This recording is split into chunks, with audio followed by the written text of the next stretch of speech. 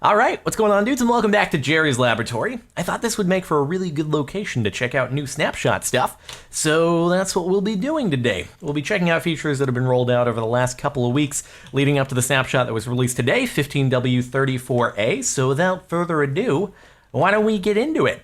So first things first, shields. We already had the dual wielding slot, but now we have the actual shields themselves. So the way you craft them is with iron, wood, and wool. In a crafting table, you can substitute any color of wool that you want, and it'll change the base color of the shield. So with white wool, we'll get a basic white shield. And then the way the thing works is you can either just hold it out in your inventory like this, you can right-click in order to block with it, but more useful if you put it in your dual wielding slot. And then if you right-click with it, you'll be able to block, but simultaneously, you can have a sword in your other hand, and then you can attack, and you can also block simultaneously. Now, the actual melee system has been changed as well, so why don't we go over all of that at once here. We'll go ahead and spawn a few zombies in the arena with us, and we'll switch on over to survival mode, and then I can give you a little demo as to how things have changed. So this is a little combination of the past few snapshots here.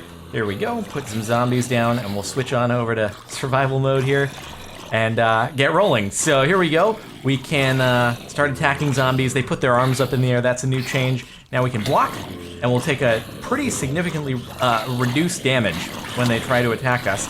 Run away a little bit. The shield will take damage.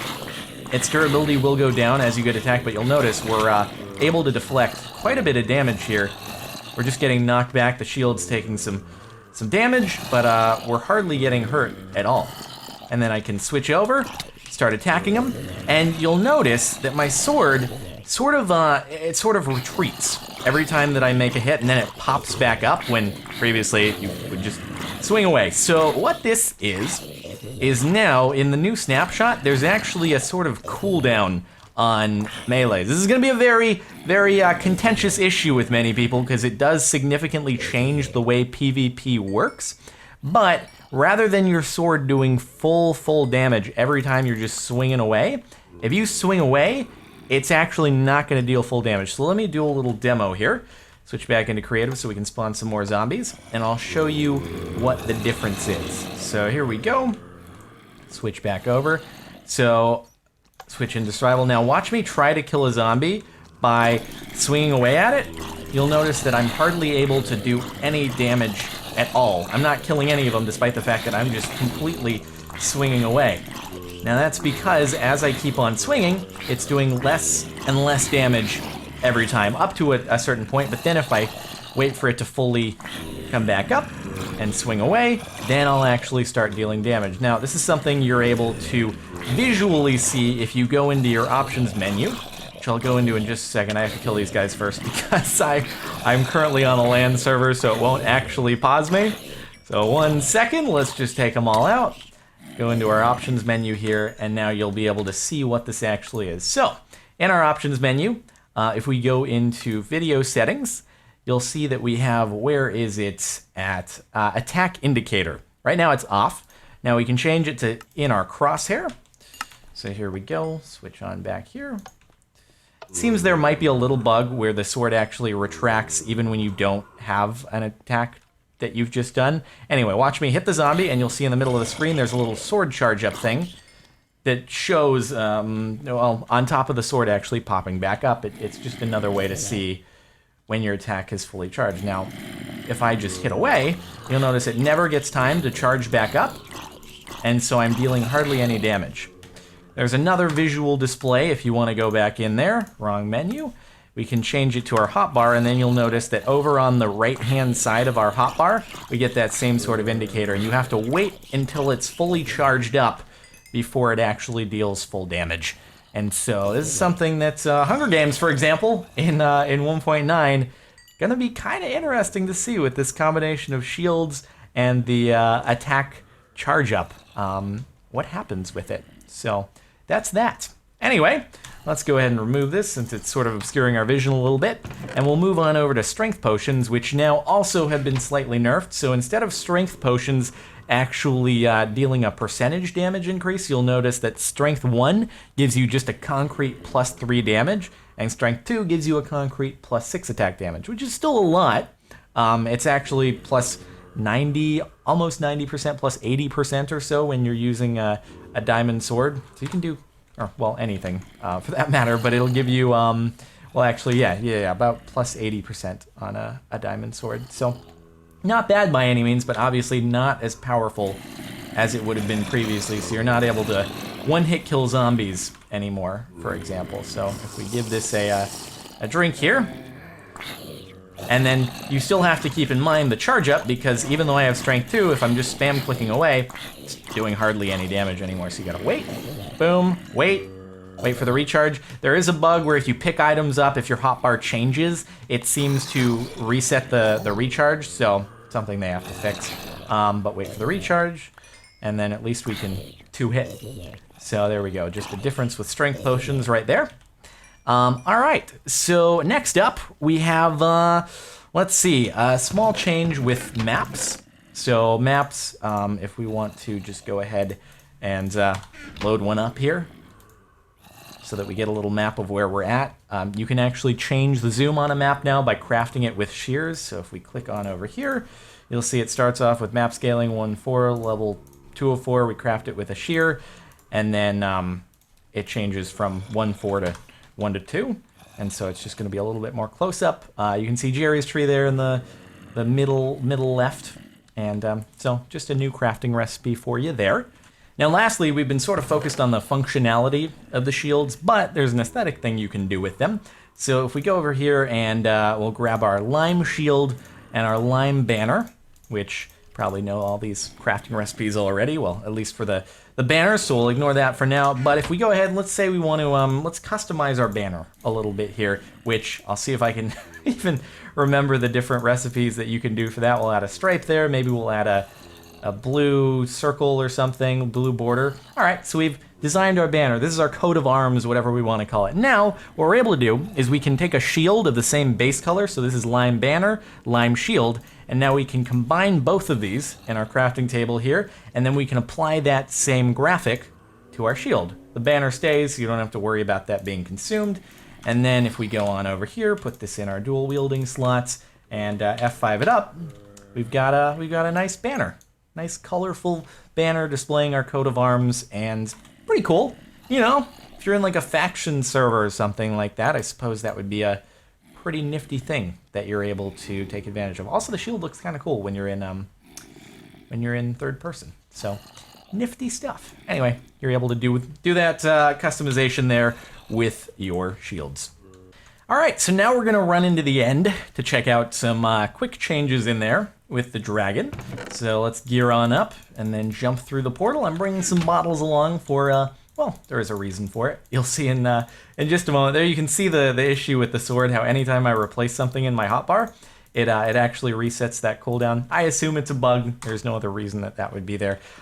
So let's hop on in and we'll check out what's going on in here. So first off, I guess I should probably fly on up, say hello to the dragon.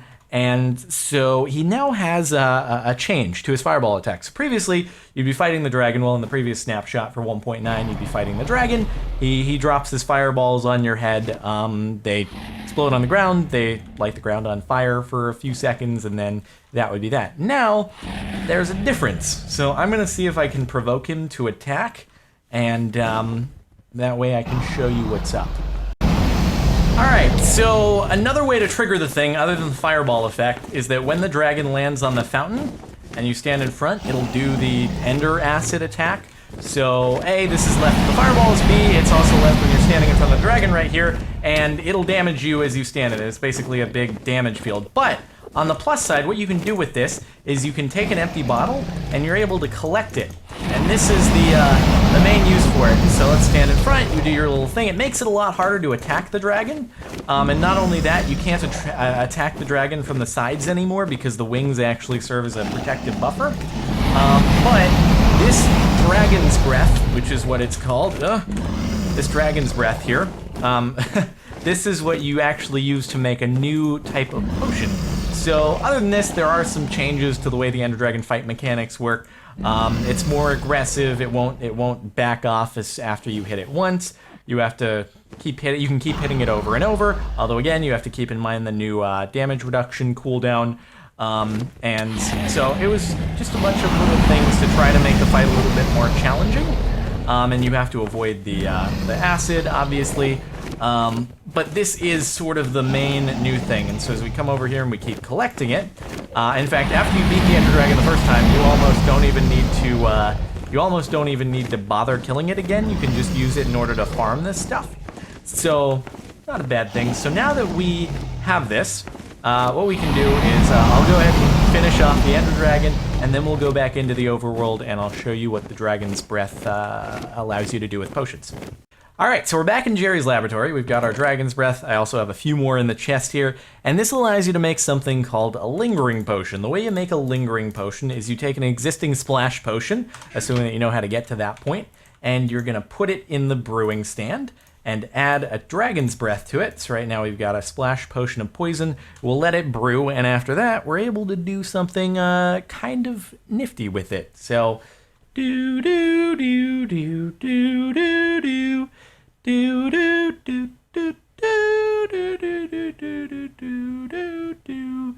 Okay, and there we go. All right, so now we've got a Lingering Potion. Kind of looks like a regular potion, but it has the top chopped off. So if we throw this on the ground, you'll notice it explodes, but then it lingers, as per the name. So now this is basically a poison field.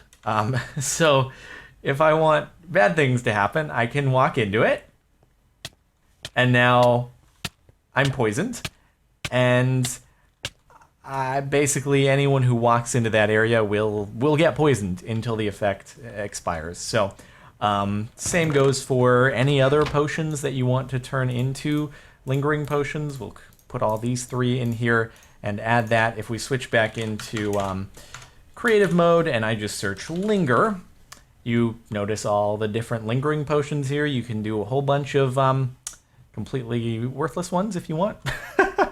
A Lingering Water Bottle for hydration purposes. I mean, whatever floats your boat, I suppose.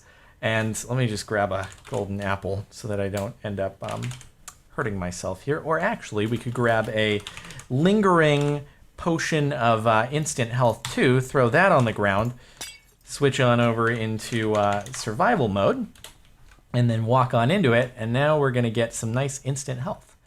Beautiful. All right. So now that we've got that, we've just turned all these into Lingering Potions as well. We can throw them all on the ground. They'll apply their effects, and if we want to walk into them, we can do that. Lingering Potion of Harming. Ow, and it hurts us. Oh, we don't want to stay in there. Nope. Let's just grab some strength instead, or we can grab some leaping. I don't know. We have half a heart left, so I don't really want to jump too high. But anyway, vroom vroom. So that's Lingering Potions, which you can make with the Dragon's Breath. So I think that's about it for now. There's a bunch of stuff that's new with command blocks, and I'll be doing that in a separate video. But this is all of the items and blocks and other stuff along that lines that are new. So I hope you've enjoyed. If you have, a rating would be super duper very much appreciated. Maybe we could go for 26 likes on this video or something like that. Yeah, hope you've enjoyed. Stay tuned for the next video on command blocks. And I guess until then, I'll see you next time.